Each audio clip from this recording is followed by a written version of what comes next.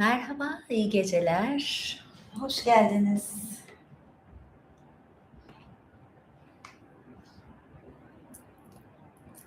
Bir saniye. İyi geceler. Herkese iyi geceler. Hoş geldiniz. Çok gözü olmaz.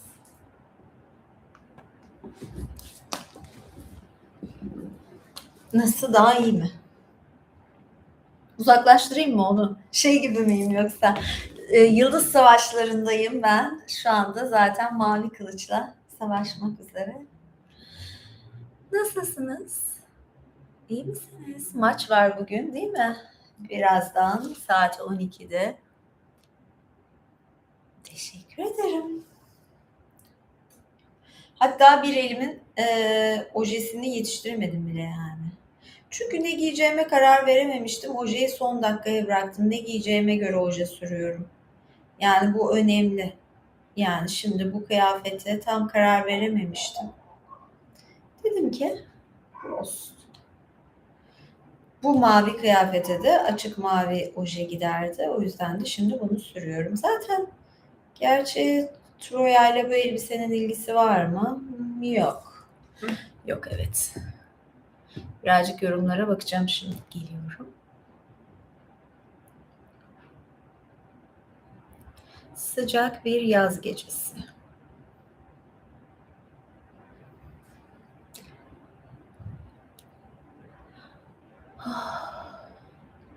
Taban ve yalvarıyorsunuz taban için. Buyurun, üye olun. Hatta kıdemli savaşçı üyesi olun. Yarım saat sonra görürsünüz.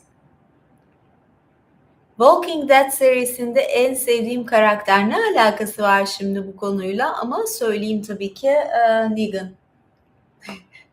Yani ben Negan'ı çok seviyorum. Bir de Daryl'ı da seviyorum ama Daryl fazla yabancı. Ricky demeyeceğim yani, herkes onu seviyor. Negan'ı çok seviyorum. Bir de o yaşlı kadının adı neydi? Beyaz saçlı olan. Karen'dı. Karen'ı seviyorum. Carol. Tamam, Karen değil, Carol'mış. Ay, ne kadar ismi de bana benziyor zaten. En sevdiğim karakterin Carol olması da tabii ki. Teşekkür ederim. Size isim mi vereceğim? Adınız Ömer yazıyormuş. Ben daha ne isim vereyim? Hani üyem olursanız size bir isim takabilirim yani. Mesela kimisi böyle Çomar isminin takılmasını falan isteyebiliyor. Karabaş, Çomar falan gibi isimler takılsın istiyorlar. Böyleler var yani. Ben de o zaman isim veriyorum.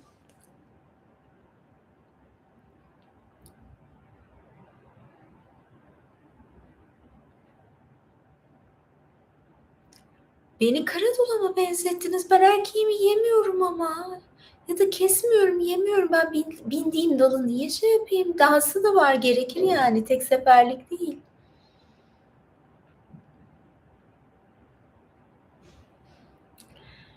Evet.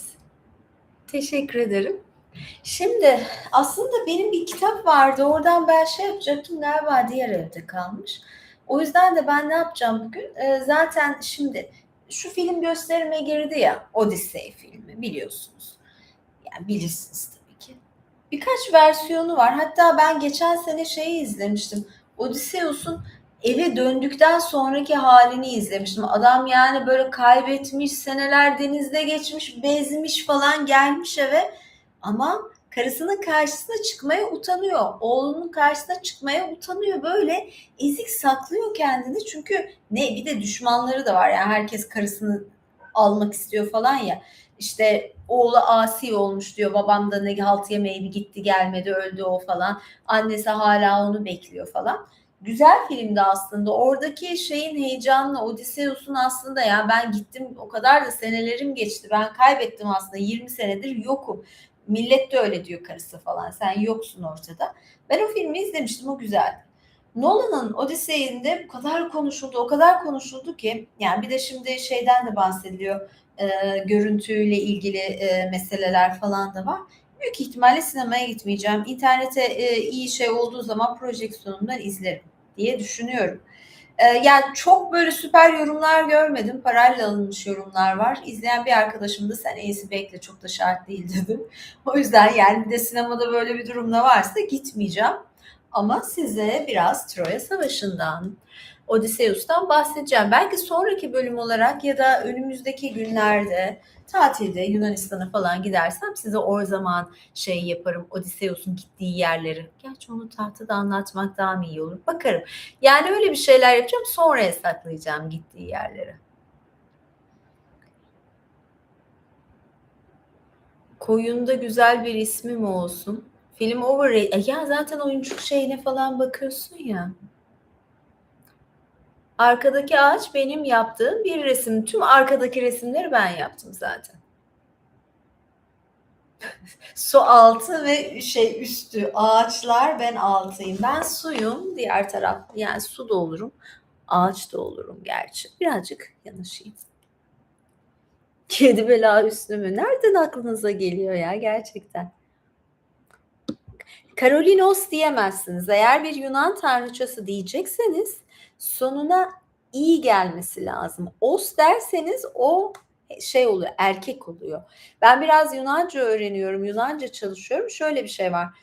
Yani isli falan da oluyor ama yani mesela Karolini desen mesela belki Karolini desen daha Yunan şeyine gelebilir. Neden çorap yok? Hava 30 derece. Bu havada çorap giymeyeyim yani. Biraz da çorap sevmeyenler sevinsin. Değil mi? Sen daha çomar ismini almadın Ömer.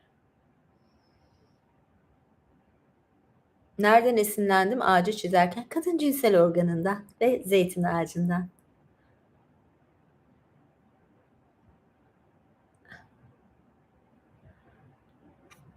Evet. Treble oyunu. Neden olmasın? Kim sevmez ki?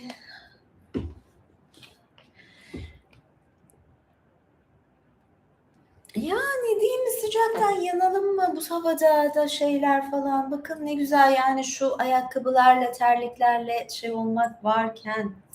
Evet.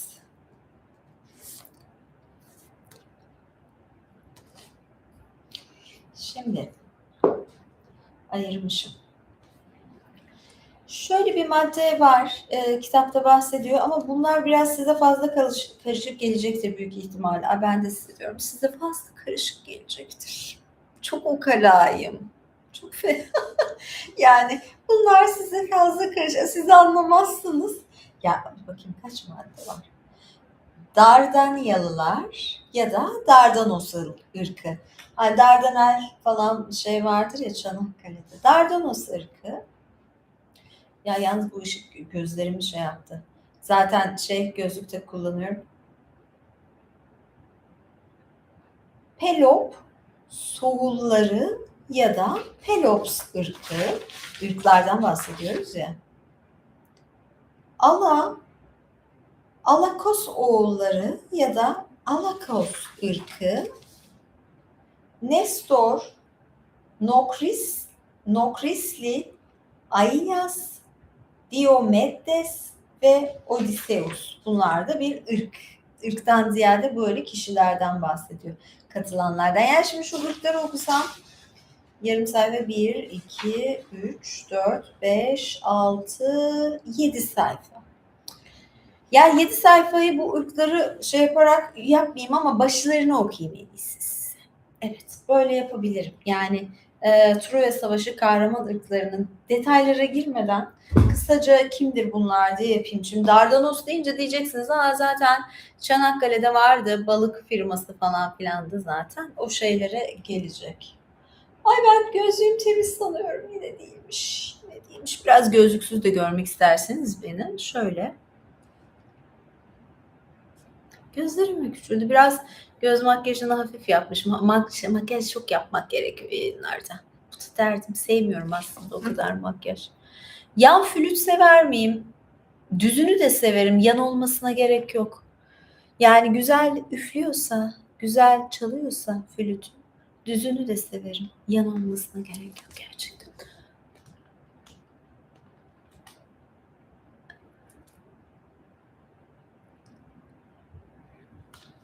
Ha, cookie mi arıyorsunuz? Ha, Çomarlı cookie yaptınız. Güzel espri, sevdim. Orada geziniyordu turuncuların orada. Turuncuların orada şey miydi? Cooker mı? Ay, Cooker mıydı onların adı?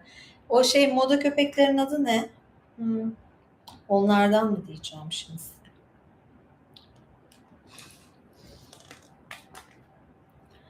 Çok güzel bir açı. Ben bunu buradan da güzel video yaparım. Evet.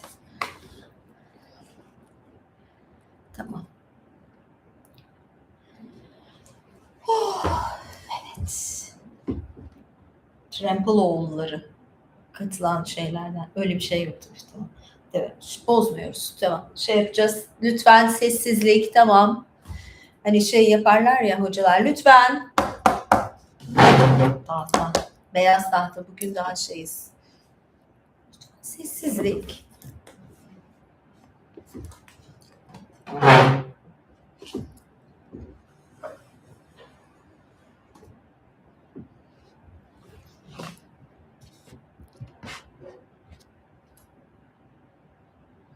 Hızlı bir çizim. Sonra. Birazdan. Daha sonra yapacağım. Gerçekten. Sesim güzel geliyor mu? Evet. Çok eğleniyorum ya ben böyle. Tamam. Devam. Evet. Dardanos ırkı. Truva'nın kraliyet ailesi Atlas'ın kızı Elektra ile Zeus'un oğlu Dardanos'un ırkından geliyordu. Dardanos'un kral Teuker'den mesken tutmak üzere bir parça toprak aldığı İda yani Kaz Dağı ile Hellespont Çanakkale Boğazı arasında kalan Anadolu'nun kuzeybatı kesimindeki Samotrake'den yani Semadirek Adası var ya şeydeki Samotrake'den ya da başkalarına göre İtalya ya da Arkadya'dan göç ettiği söylenir.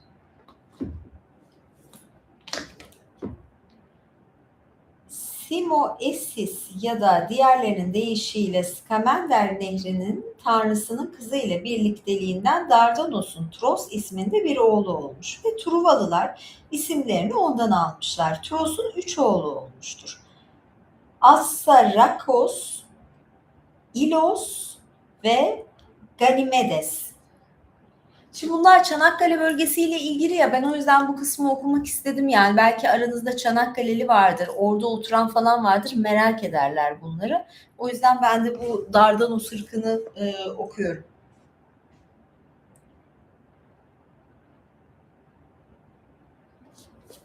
Evet hatta şöyle bir minik tekrar yapalım.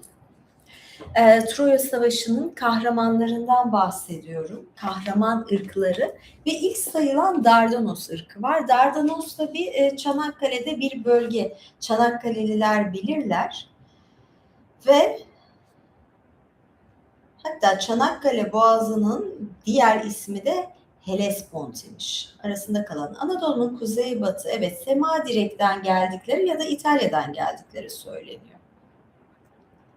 Dardanos'un Tros isminde bir oğlu olmuş ve Truvalılar isimlerini ondan almışlar. Tros'un 3 oğlu olmuş.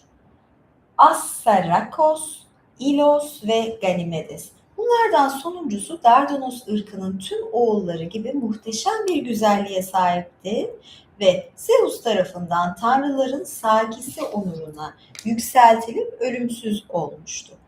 İlos ve Assarrakos ise iki farklı Dardanya ırkının kurucularından oldu. İkincisi Dardanya'daki asıl yerleşim yerinde kaldı. Burada Kalips'in ve Aineas'ın babası Ankhisses'in dedesi oldu. İlos Skamander düzlüklerine göç edip orada İlyon ya da Truva şehrini kurmuştur. Şehri kurduktan sonra Zeus'a kendisinin lütfunun bir işaretini bahşetmesi için yakarmıştır. Ertesi günü çadırının önünde Pallas Athena'nın ağaçtan oyulmuş heykeli Palladion'u bulmuş. Şehrin serveti ve refahı buna sahip olmaya dayandırılmıştır. İlos'un ölümünün ardından oğlu Laomedon Truva kralı oldu. İsteği üzerine Poseidon ile Apollon Pergamon Kalesi'ni inşa etti. Daha önce bu kralın hilekar davranışı yüzünden nasıl Herakles'in gazabını kışkırtıp şehrin ilk kez zapt edilmesine neden olduğundan bahsetmiştik diyor. Evet, ben şimdi diğer oğullara geçeyim. Diğer kahramanı Pelops ırkı. Neresi olduğunu söyleyeceğim, sadece uzatmayacağım. Truva'nın yıkılmasında özellikle etkili olan Pelops oğulları Frigya kralı Tantalos'un soyundan geliyordu. Tantalos, eşi benzeri görülmeyen talihi ve ardından gelen kederli yazgısıyla meşhurdu. Zeus ile Plüton'un zengin ve Zeus ile Plüton'un oğluydu ve Spil Dağı'ndaki bir kalede yaşıyordu. Otlak arazileri ve bereketli Mısır tanrıları buradan 12 günlük mesafedeki İda ve Propontis'e, yani Marmara Denizi'ne kadar uzanıyordu. Mutlak tanrılar onu dostluklarıyla onurlandırdılar ve kendisiyle öylesine yakınlaştılar ki onu yemek masalarına bile davet ettiler. Eşi benzeri duyulmamış bu talih önemsiz ölümlülerde öyle bir küstahlık doğurmuştur ki tanrılar ve insanları en kötü hakaretleri etmekten zevk almaya başlamıştır. Sonunda tanrıların bilgeliğini sınamak için kendi oğlu Pelops'u parça parça edip pişirecek kadar ileri gitmiştir. Görünüşe göre bu günahı bardağa taşıran son damla olmuş ve tanrılar suçluya ağır bir ceza vermiştir.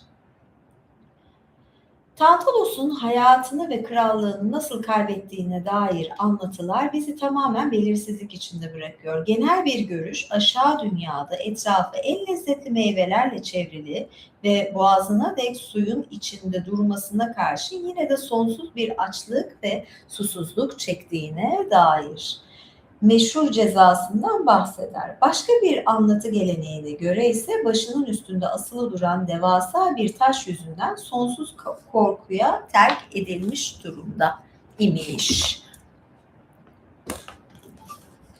Burada yapacağım Tantalos'u. Tantalos'un çocukları Pelops ve Niobe. Niobe'yi biliyorduk aslında. Bilir misiniz siz de?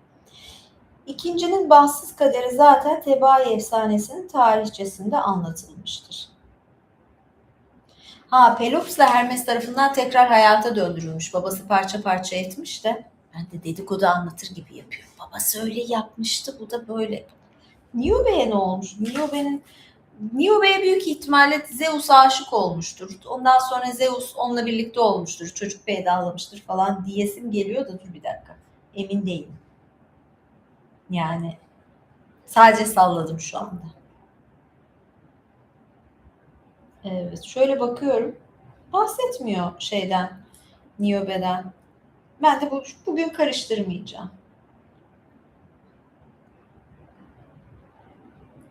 Demeter'in yediği omzunun bir parçasının yerine fil dişinden bir parça koymuş Hermes. Demeter yemiş ha. Ve Olimpos'ta yaşadığı söyleniyormuş. Evet.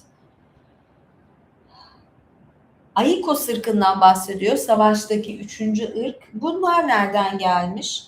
Atreus'un oğullarının ardından Aikos oğulları. Hani böyle bilmem. Bayağı böyle bir şey oğulları falan. Türk filmi şeyler gibi. Türk aileleri gibi. Truva Savaşı'nda en önemli role sahiptir. Aslında savaşın bu iki kahraman ırkın ve halklarının, yani Argoslu Akalar ve Pitiyalı Helenlerin kahramanlık serüveninden ibaret olduğunu kolayca söyleyebiliriz. Aykasoğullarının atası benzer biçimde bilgeliği ve adaletiyle ünlü ve bu sebeple sonunda aşağı dünyada hakimlik yapan Aikos idi. Aiakos, Zeus ile nehir tanrısı Asopos'un kızı Aigina'nın oğluydu.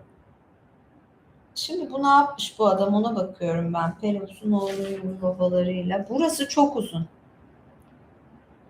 Bunun oğlu kim o zaman? Yani anladım.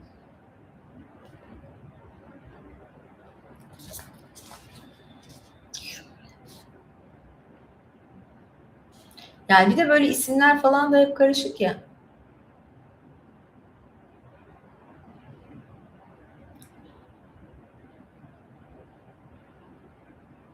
Evet.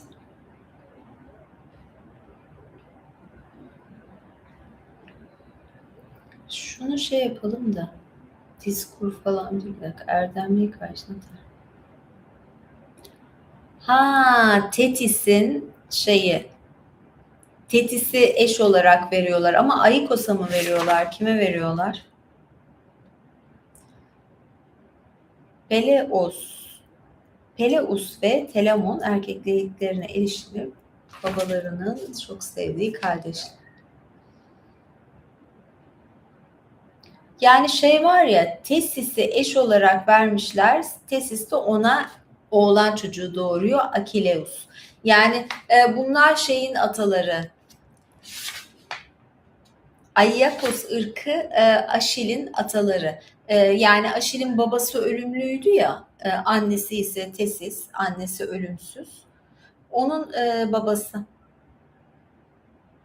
Evet, tamam. Yani bu bilgi yeterli. Çünkü çok detaylara girince o onun oğlu, bu bunun dadısı falan karışıyor yani. Ben de karıştırıyorum ki mitolojiyle çok ilgiliyim, alakalıyım falan ama yani bu kadar tüm aile soy ağacını ezberlemedim yani. Böyle bir şeye girmiyorum.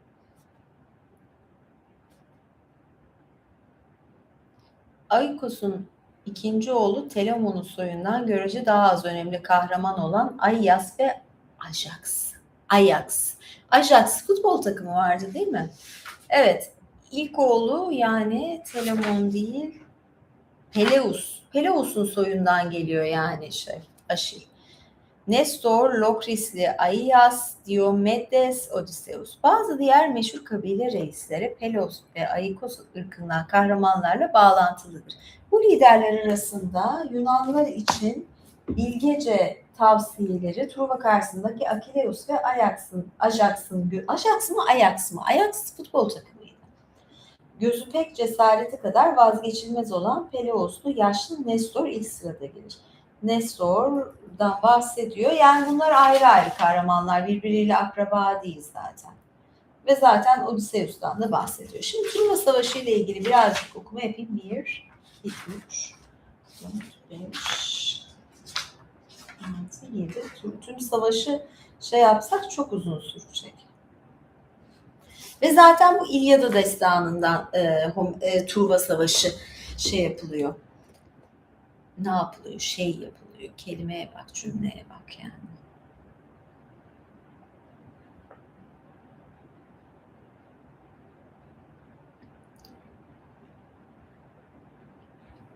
İlyada destanı savaşın ilk 9 yılındaki olaylardan bahsetmez. 10. ve son yılında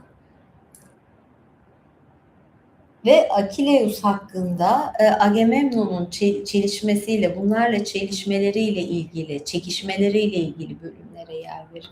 Gerçekten 9 yıl böyle savaş uzuyor, bir şey olmuyor. Sonunda şey yapıyorlar yani. Neydi? Son sene zaten olay oluyor.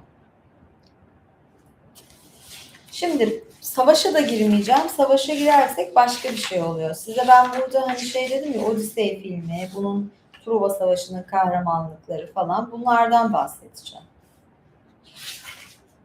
Ve eve dönüş olayı vardı zaten. Tüm hikaye şeydi.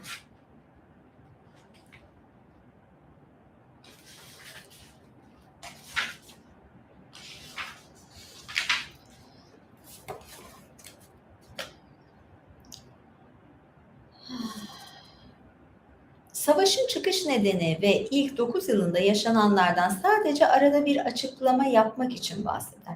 Aradaki boşluğun günümüzde artık mevcut olmayan Truva dönemine ait diğer destanlara erişimi olan yazarların eserleriyle doldurulması gerekir.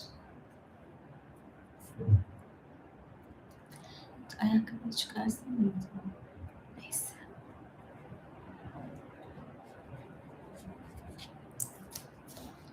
Peleus ve Tesis'in evlilik kutlamalarına davet edilmeyen kavga tanrıçası Eris, üzerinde en güzel olana yazılı altın bir elmayı topluluğun arasına atarak öcünü almıştır.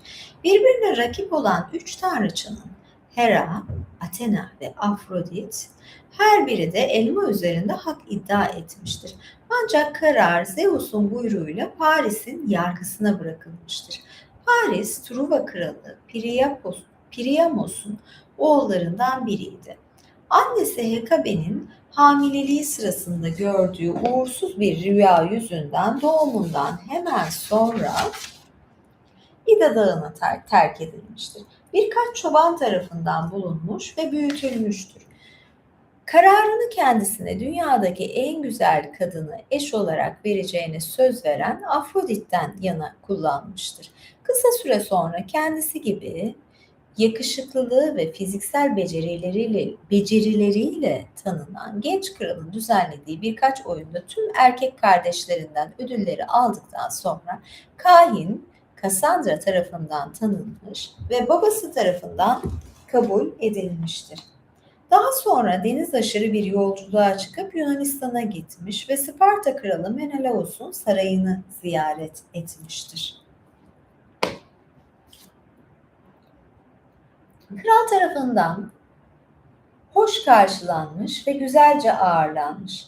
Afrodit, Menelaos'un genç eşinin kalbinde kendisini görünüşünün doğulu görkemi kadar kişiliğinin güzelliğiyle hayran bırakan yakışıklı misafirine karşı ölümcül bir aşk uyandırmış. Evet, Afrodit Menelaos'un genç eşinin de bir aşk uyandırıyor.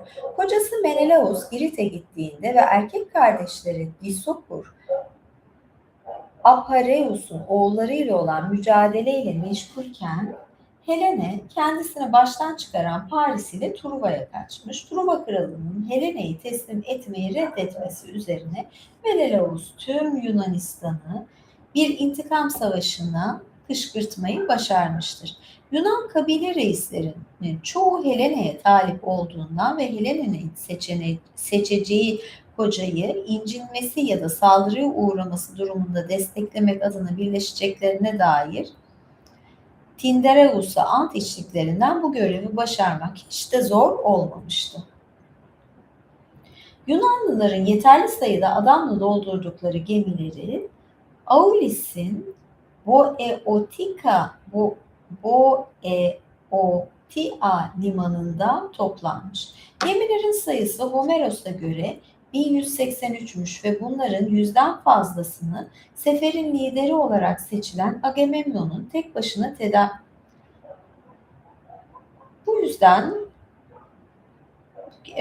Agamemnon tek başına tedarik etmiştir. Ancak Agamemnon Artemis'i tanrıça için kutsal sayılan bir geyiği Artemis'i rencide etmiştir diyor. Çünkü bir geyik öldürmüş. Bu yüzden seferin yola koyulması sonunda rahip Kalkas'ın emri üzerine Agamemnon kendi kızı İfigenia'yı tanrıçanın sunağında kurban ederek gazabını dindirmeye karar verene dek havanın esintisiz ve denizin süt liman olması sebebiyle sürekli ertelenmiştir. Bu kısmı da evet hatırladım. Okumuştum ben.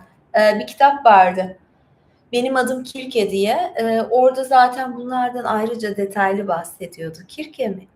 Aşil'in öyküsü, Aşil'in türküsü müydü neydi sanırım. Kirke'de başka tür bir şeyden bahsediyor. O kitaplar güzel bu arada.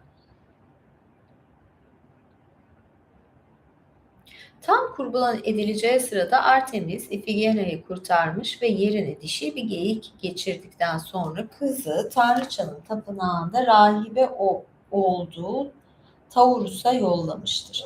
Böylece Filo güzel bir rüzgarla yola çıkmış. Önce Truva Körfezi'nin tam karşısında Tenedos'ta yani Bozcaada'da mola vermiştir. Burada bir şölen sırasında Truva'nın fethedilmesi için herkesin güvendiği ve Herakles'in ok ve yayına sahip olduğu Filoktetes bir yılan tarafından ayağından ısırılmış. Filoktetes acı içinde bağırışları ve yaranın tiksindirici kokusu yüzünden Limna adasına götürülüp kaderine terk edilmiştir. Yunanlılar daha sonra Hektor ve Aeneas'ın direnişine rağmen Truva sahiline çıkmayı başarabilmiştir. Zira Tesilaos kendisini Yunanlılar için ölmeye adadığından Truva sahiline ilk çıkan kişi olmuş. Hatta Truva'nın kralı olan ve Truvalıların yardımına gelen Poseidon'un kudretli oğlu Ben böyle kendi kendime okuyorum gibi. Sinknus Yunanlıların ilerleyişine engel olamamıştı. Vücudu yara almaz olduğu için Akileus tarafından boynu bir sırımla sıkılarak boğulmuştur. Ha. Yani ben de daldım. Okay. Şimdi savaşı ben girmeyeceğim dedim ama savaşı okuyorum şu anda. Yunanlılar gemileri için bir üs kurduktan sonra savaş gerçek anlamıyla başlamıştır. Evet, buradan itibaren sonrasında zaten geliyor. Savaşın ilerleyişi, savaşta olanlar, savaşın sonu, savaşın sonundan sonraysa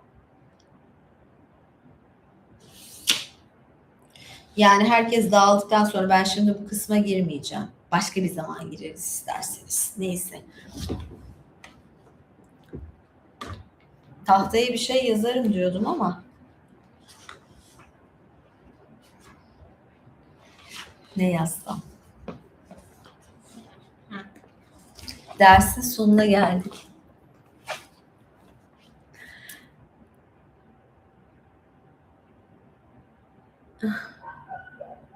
Çizim. Lucy'li Allah Allah. Şimdi sonunda Turbat'ı resmedelim. Ne yapalım? Ne çizelim?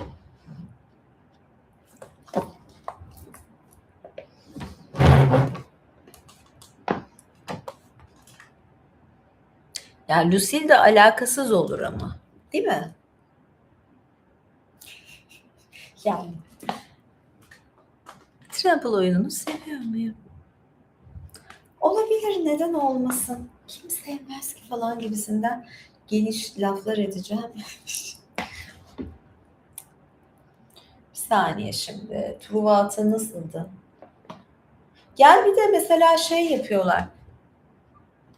Truvat'ı nasıldı da böyle ben yapacağım. 2 tane vardı. Bir tanesi filmde böyle yani şeydeki atın çizimini ben sevmiyorum. Böyle bir şeydi böyle saçma sapan. Böyle bir şeydi de yani ben bunu şurada merdiveni falan var yani böyle inek gibi bir şey yok. Yani ben bundan değil de şöyle bir şeyden. Bu filmde nasıl yapmışlar bilmiyorum ama benim hayalim bir Truva atı olsa nasıl olurdu? Bir düşüneyim. Yok böyle de olmazdı. Bu da çok kalın kafalı. Kalın kafalı oldu bu olmaz. Ben at gibi at yaparım ya. Yani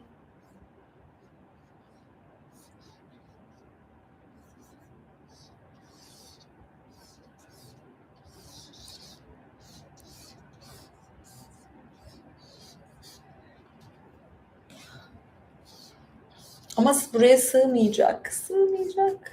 No. Evet sığmıyor. Biraz daha küçültelim.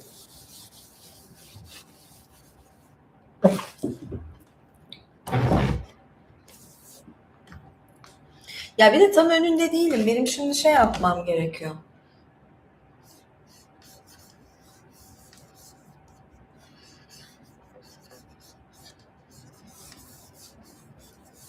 Yağlı boya şeyinde gibi yapıyorum ya. Yine sığmadı. Bunu yatay yapmak gerekiyor.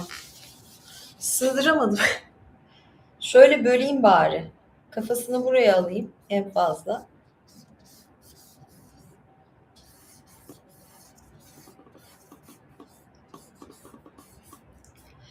Böyle yaparsak eğer ben büyük yapmak istiyorum. Büyük çizmeyi seviyorum. Büyük seviyorum ben. Böyle bir şeyler yani mesela büyük seviyorum derken küçük resim de yapıyorum da. Böyle sığacak mı? Sığmayacak. İğrenç oldu. Olmadı. Yani Truva atı mı yapayım? Normal at mı? Normal at da olmaz ya. Truva atı da şöyle bir şeydi işte. Kalem gitti bu arada. Ya çok saçma bir hediye aslında bu. Böyle bir şey gönderiyorlar içine girmeleri için. Olmadı yani. Hiçbiri olmadı. Gerçekten şuraya çizemedim bir tane at. Çok büyük çizesim geliyor.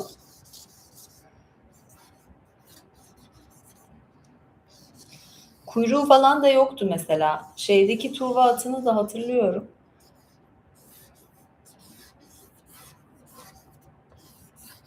Bu da eşek gibi oldu. Gerçekten.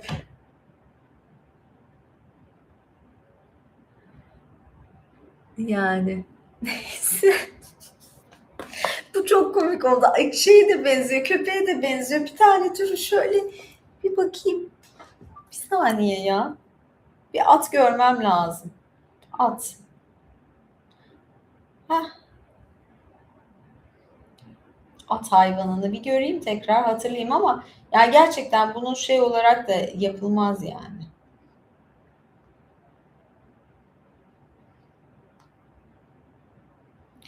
Ve şöyle bir değişiklik yapacağım. Kafasını burada yapmayacağım. Tam tersi yapacağım. Ya şu at fotoğraflarına bakar mısınız? Hepsi de birbirinden alakasız. Saçma sapan çizilmiş atlar var. Yani şunu ben yapsam yine şeyle hatalı olur. Ama ne yapacağım biliyor musunuz? Madem öyle mi? Madem at diyorsunuz. Buraya nasıl sığdırırım biliyor musunuz atı ancak?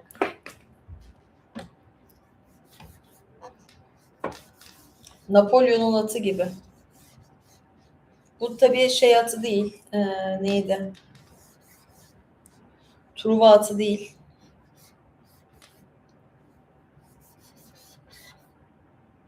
Bir de bende şöyle bir şey vardır. Ben genelde bakarak çalışırım. Resimlerim falan öyledir. Yani ben hiçbir şeye bakmadan hayalden pek yapamıyorum. Yani benim için bir bakmam lazım. Hep öyle okulda da eğitim aldım, şey yaptım.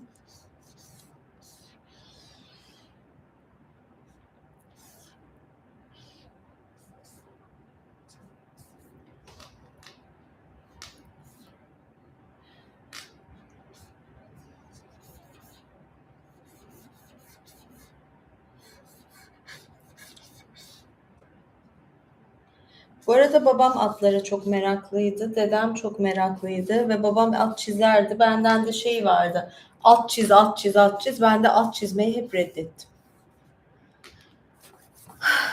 Böyle de bir şey var. Sanırım at yine karşıma çıkınca böyle bir durum oldu. Yani atla ilgili benim böyle bir şeyim vardı. Çok severim ama çizmesi falan pek yapmam yani.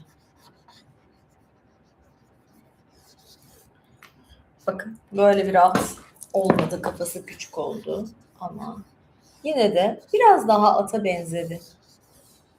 Bir de buraya çok zor çiziliyor söyleyeyim. Bunun ayağı da uzatmak lazım. Yani şöyle bir şeyden ufak da olsa görmem gerektiği için böyle yaptım.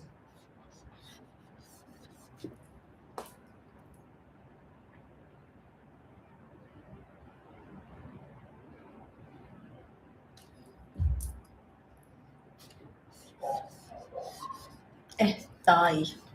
Neyse. Kapatıyoruz. Yapamadım. At çizimi konusunda çok da şey değildi. Ha, bu Samsun'un Atatürk'teki atımı. Ya bir de böyle kayıyor mayıyor. Yani ben görmüyorum. Önünde yapmam lazım. Yani şöyle yaparak oranlar şaşıyor. Yani şurayı mesela küçük ve burası olmuyor buraya gelene kadar. Yani ben bir şey gibi oldu. Şahlanmış DYP atı. Kırat falan. Heykel atı. Öbür tür atlarda da at resmine bakayım diyorsun. Hepsi koşarken falan yani. Böyle duran at çok gözükmüyor. Okuma konusunda da neyim?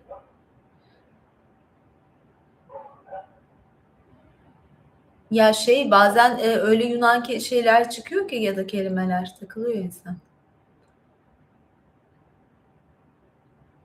Evet. Neyse. Mutluluğun resmi öyle bir şey yok. Yok ya olmadı. Ayakkabımın altına bir şey mi yapışmış? Hani bakayım. Neresinde? Ayağımda yok. Bir de ayağımın buna bakalım. Ve sonra da yayının yapışmamış. Neyse. Görüşürüz. Şimdi üyelik yayınlarıma geçiyorum. Kıdemli Savaşçılar. Az sonra sizlerleyim. Bay bay. Görüşürüz. Ha, bu arada Patreon yayınları bomba gibi gidiyor. Çok eğleniyoruz. Her yayında başka bir karakter oluyorum. Yani hemşire, yeni gelin, öğretmen, stepmom falan çeşitli rollerim var. Oraya da bekliyorum. Görüşürüz.